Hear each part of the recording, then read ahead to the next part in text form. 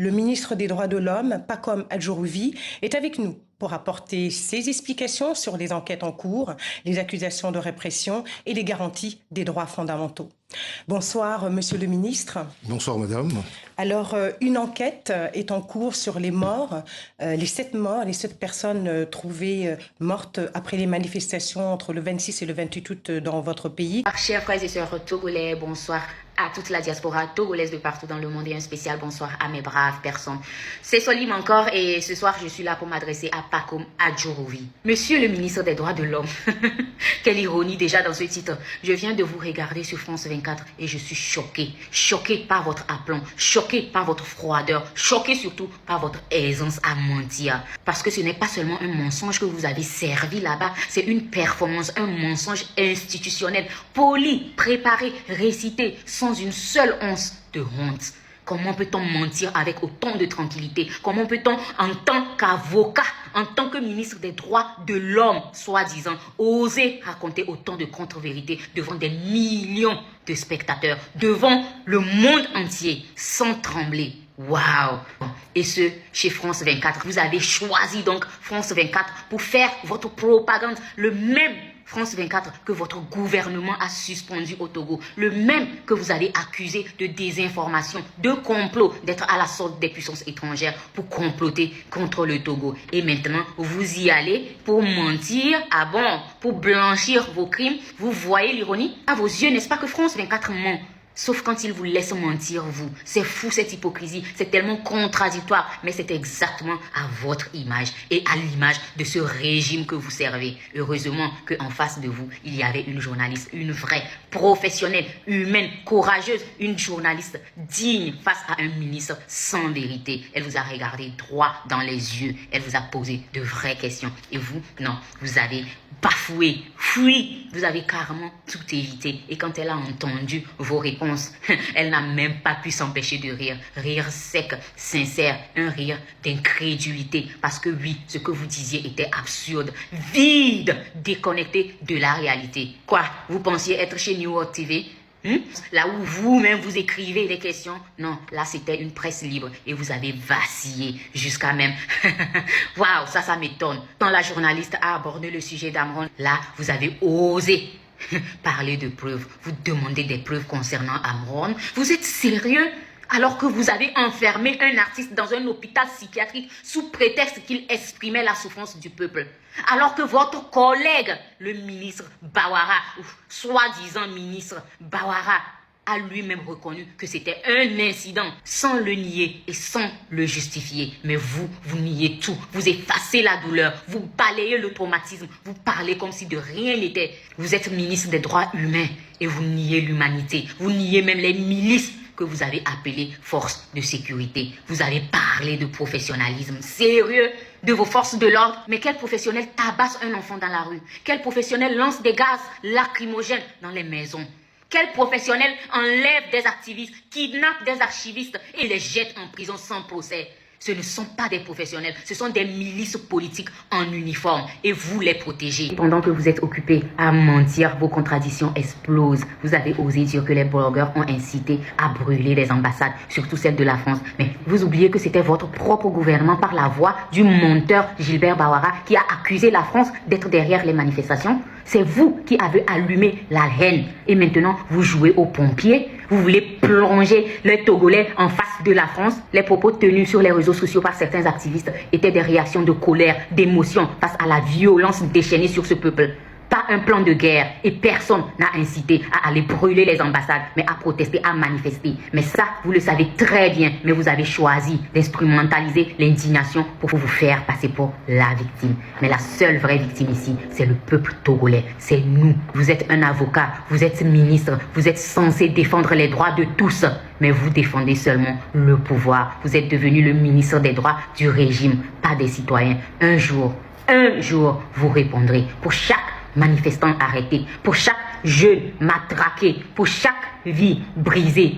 vous payerez, vous tomberez. Parce que le Togo aujourd'hui est un pays gouverné par un président invisible, officiellement nommé mais malade, absent, introuvable. Pendant ce temps, Faure Gnassingbé s'est autoproclamé président du Conseil avec tous les pouvoirs en main pour avoir imposé une réforme constitutionnelle sans référendum. Et quand le peuple a voulu dire non, vous avez répondu en nous tuant, en éliminant 7 Togolais. 7 Togolais sinon plus. Le Togo n'oubliera pas. Le Togo a été trahi, mais il ne sera pas vaincu. Le Togo a été brutalisé, mais il ne sera pas soumis. Le Togo a été bâillonné, mais il parlera, il criera, il se lèvera. Et vous, monsieur Adjorovi, pas comme Adjorovi, vous serez dans l'histoire, pas comme un ministre respectable, mais comme un complice du mensonge d'État, un complice de cette barbarie. Et là, vous aviez fait un lapsus révélateur, vous avez appelé Faure chef de l'État. Monsieur le ministre du gouvernement inexistant, vous avez appelé Faure Gnassingbé chef de l'État. Mais ce n'est plus son poste, vous avez oublié. Depuis votre réforme constitutionnelle forcée, le président du Togo s'appelle Sanvi. Faure Gnassingbé, lui, il est devenu président du Conseil, ok? Président du Conseil des ministres. Un poste sur mesure, sans légitimité populaire, sans élection, sans référendum, je tiens à préciser. Et pourtant, même vous, dans votre langage, vous continuez de l'appeler chef de l'État. Preuve que vous-même, vous ne croyez pas en votre propre système. Vous vous en mêlez, vous trébuchez. Vous n'êtes même pas habitué à la dictature que vous avez vous-même bricolée pour ce pays. Adjorovi. Sachez que maintenant, nous, la jeunesse togolaise, nous, les citoyens togolais, avons les yeux ouverts. Nous ne vous lâcherons plus. Nous, les Togolais, sommes désormais intéressés par ce que vous avez à révéler, ce que vous avez à dire du Togo. Parce que nous savons une chose, et vous l'avez prouvé à chaque fois, tout ce qui sort de votre bouche en tant que responsable de quel que soit le poste de ce régime, il n'y a qu'une chose, le mensonge, mensonge et encore mensonge. Monsieur le ministre Adjorovi, quand vous ou vos collègues êtes sur vos plateaux de télévision nationale, vous parlez fort. Vous accusiez la France, vous pointiez du doigt des ennemis extérieurs, vous criez à un complot de la France. Mais lorsque vous avez été face à leur caméra, celle de France 24, vous avez soudainement perdu la mémoire. Vous avez oublié de leur dire que vous avez accusé la France d'être derrière la révolte populaire togolaise. Vous avez oublié de leur dire que pendant que vous brandissez la constitution que vous avez vous-même piétinée, vous êtes en train de négocier des armes avec la Russie. Vous avez oublié de leur dire que dans Londres, vous sollicitez aussi des entreprises privées de sécurité pour étouffer les voix du peuple. Vous avez oublié de leur dire que vous caressez aujourd'hui l'Alliance des États du Sahel, l'AES, dans l'espoir d'un parapluie militaire pendant que vous continuez de frapper vos propres citoyens. Vous avez oublié de leur dire que vous avez coupé, censuré et bâillonné les réseaux sociaux et Internet, que les entreprises de télécommunications, par ordre de ce gouvernement illégitime, refusent désormais de fournir un accès libre à Internet et au réseau. Vous avez oublié de leur dire que vous avez volontairement coupé le Togo du monde pour que la vérité ne sorte jamais. Vous avez aussi oublié de leur dire une chose très essentielle. Les Togolais ont vomi votre 5e République. Ils l'ont rejeté sans équivoque, sans appel. Le peuple togolais a dit non à jamais. Et vous, pas comme Adjorovi, vous faites partie de cette minorité prédatrice, criminelle, démoniaco ou satanico-démoniaque qui piétine les droits humains et étouffe la jeunesse. Nous en avons marre. Au lieu d'assumer tout cela, vous avez préféré vous victimiser en déclarant même que vous alliez être fusillé de critiques après votre interview. Et oui, vous aviez raison parce que vous saviez que tout ce que vous aviez raconté n'était que mensonge, pur mensonge, propagande et dissimulation. Alors aujourd'hui, j'ai une adresse directe à France 24. Revenez France 24, posez les vraies questions, parlez aux activistes, à la société civile, aux journalistes indépendants, aux jeunes qui se battent. Cherchez la vérité auprès de ceux qui la vivent et non ceux qui la manipulent. Car non, monsieur le ministre des droits de l'homme du Togo, Adjorovi, les manifestations ne sont pas autorisées au Togo, même quand elles sont déclarées, même quand elles n'ont aucun lien avec le terrorisme ou la sécurité nationale. La liberté d'expression n'est plus qu'une illusion dans ce pays. La rue est confisquée, le droit est réprimé. Amron l'avait déjà dit. Amron Mon frère, tu l'as crié avec courage et dignité. Et je te dis ceci, un ministre des droits humains a osé nier ta douleur, ta séquestration, tes tortures, tes cris, tes pleurs, ta souffrance. Ce gouvernement ne comprend que l'illégitimité. Il ne respecte ni paix, ni patience, ni le peuple. Alors moi, je veux vous dire à tous et à toi, frère Amron, qui pense que cette révolution se fera dans le pacifisme. Je veux déjà vous dire que si un ministre des droits humains ose nier quelque chose que nous avons tous vu, c'est qu'il n'y a plus de chance à ce que ce pays soit sauvé dans la légalité. Alors, je vous appelle tous, à tous les Togolais, levons-nous, commençons par exiger Internet libre et accessible à tous sur le territoire du Togo. Ce droit est élémentaire et on nous l'a volé. Mais ensemble, nous allons reconquérir ce qui nous est dû. Réclamons le haut et fort. Free Internet in Togo. Injustice time is over. Amron, leader. Où en est cette enquête et que sait-on des conditions de décès de ces personnes? Merci madame. Avant toute chose, je voudrais souligner ici à l'opinion nationale d'abord et internationale que les faits qui concernent le Togo tels que rapportés par certains médias est très loin de la réalité que nous vivons, que nous avons vécu ces derniers temps à Lomé. Et ce n'est pas l'occasion pour moi d'épiloguer ou de m'arrêter sur quelque chose quand même d'assez grave. Il s'agit de vie humaine. Et pour certaines raisons politiques ou d'agenda, de calendrier, certains s'amusent à vouloir utiliser ces fins, ces actes qui ont été dénoncés d'ailleurs par beaucoup de nos concitoyens. Aujourd'hui, qu'est-ce qu'on peut dire des circonstances de ces décès, monsieur le ministre? Ce qui est certain, c'est que les médecins légistes ont procédé à des analyses assez poussées. Les conclusions sont connues. Le procureur de la République a communiqué également. Nous avons, avant les événements d'ailleurs, 2 corps qui avaient été repêchés dans la lagune. Ces corps étaient déjà dans l'eau. Nous sommes en train d'établir la réalité. Alors, est-ce que les responsables ont été interpellés? Vous parlez de corps repêchés. Est-ce que des responsables ont été identifiés et interpellés? Non, le temps de la justice, c'est là. Nous donnons le temps à la justice. Les enquêtes sont en cours. Attendons les conclusions avant d'aller vite en besogne. On veut attribuer ces morts à une brutalité policière. Non, madame, ce n'est pas le cas. D'accord. Aucun hématome. Alors, si vous permettez... Aucun hématome. Permettez-moi, monsieur. Permettez-moi, monsieur. Nous avons reçu ici même, au JTA, le 16 juillet, le président d'honneur de la Ligue togolaise des droits de l'homme.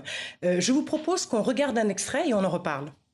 Cette répression a eu lieu non seulement par les militaires, mais ce qui est encore plus dérangeant et ce qui est très inquiétant, c'est que, aux côtés des forces de l'ordre et de sécurité, Faure Gnassingbé et son gouvernement ont fait déployer sur le terrain des miliciens qui sont armés de cordelettes, de gourdins, même de fusils, qui donc opèrent à visage découvert. Nous demandons l'intervention, une enquête internationale indépendante, parce que face au silence de la CEDEAO de l'Union africaine, on ne peut pas accepter que, alors que le maintien d'ordre relève du pouvoir régalien des forces de l'ordre de sécurité, que ces forces de l'ordre de sécurité existent et qu'à leur côté, que le régime entretienne, véhicule, soutienne et alimente un réseau de miliciens.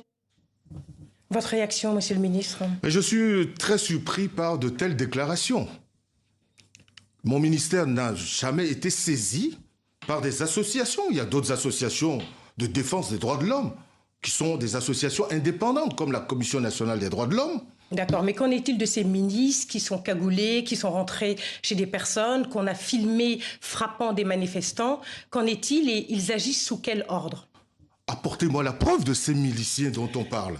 Vous ne savez pas l'existence de ces miliciens? Il n'y a pas de C'est miliciens. assez curieux puisque votre président, M. Fornia Simbe, a dit en 2017 à notre confrère de Jeune Afrique qu'il connaissait ces milices et qu'il savait de quoi on parlait, même si c'était une situation embêtante. Et vous dites qu'aujourd'hui, des années plus tard, en 2025, vous n'avez pas connaissance de ces milices qui pourtant font peur à votre population. Les Togolais aujourd'hui ont peur, Monsieur le ministre. Vous me parlez des faits il y a quelques semaines. Oui, mais vous ne pouvez pas dire que vous n'avez jamais entendu parler des milices dans votre pays. Je n'ai jamais vu de miliciens. Vous n'avez pas non plus vu les vidéos qui circulent. Vous n'avez pas entendu la population togolaise qui les a vues, qui a peur.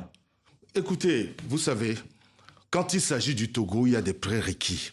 C'est pour ça qu'en début de notre conversation, je vous disais qu'il y a eu une tentative de fabrication d'une crise depuis l'extérieur pour salir l'image du Togo. Et qui fabrique cette crise? Une certaine diaspora depuis l'étranger s'amuse, s'active à... Vous avez quand même des vidéos. Bon, ça, ce n'est pas la réalité des Togolais. Revenons-en à notre propos. Parmi les nombreuses victimes, il y a un jeune adolescent dont vous avez forcément entendu parler, qui avait 15 ans, Jacques Kwame Kotoglo. Il symbolise en fait cette jeunesse qui est en souffrance. Il a été retrouvé mort dans une lagune, le visage tuméfié. Il n'avait pas participé à ces manifestations. Aujourd'hui, sa famille réclame véritablement une enquête indépendante. Que fait l'État concrètement pour ce genre de victimes? Mais d'abord, je m'incline. Nous ne pouvons pas nous amuser avec des faits aussi graves qui ont endeuillé des familles. D'ailleurs, le gouvernement a présenté les condoléances aux familles. À part présenter les condoléances, qu'est-ce que vous faites concrètement? Mais les enquêtes sont en cours pour déterminer les responsabilités. Et madame, je vous affirme que lorsque nous saurons la réalité, l'État prendra toutes ses responsabilités. Et quelles mesures prévoyez-vous de prendre pour calmer cette jeunesse togolaise, pour la rassurer et aussi pour que votre population ait moins peur? D'abord, je dis à cette jeunesse, à notre jeunesse, de ne pas céder à la manipulation, de ne pas céder à ces gens qui, depuis l'extérieur, donnent des ordres pour aller brûler les commissariats, s'attaquer aux forces de l'ordre, brûler les ambassades, en découdre avec les institutions de la République. D'accord, j'ai une dernière question, Monsieur le ministre, si vous permettez. Il y a donc une marche de commémoration des victimes qui est prévue ce 9 août exactement. Elle a déjà été interdite à 2 reprises, officiellement à cause des élections municipales. Est-ce que cette fois-ci, cette manifestation sera autorisée le 9 août? Il n'y a jamais eu d'interdiction de manifestation qui... La société civile dit que 2 fois, elle a essayé de manifester et c'était justement pour commémorer ces victimes et que ça a été refusé. Donc, ma question est claire. Nous sommes le 2 août. Est-ce que le 9 août, cette manifestation sera autorisée? Si les organisateurs de cette marche ont fait ce qu'il faut en respectant les lois, nos lois, c'est-à-dire déclarer 5 jours ouvrables avant et qu'on connaisse les organisateurs, et qu'en concert avec le ministère de tutelle, pris ensemble des précautions. Parce que vous savez... Merci beaucoup. Malheureusement, c'est le temps qui nous est imparti. Merci beaucoup. Je rappelle que vous êtes... Merci beaucoup d'être venu sur le plateau de TV5 Monde. Je rappelle que vous êtes ministre des Droits humains du Togo. Merci beaucoup.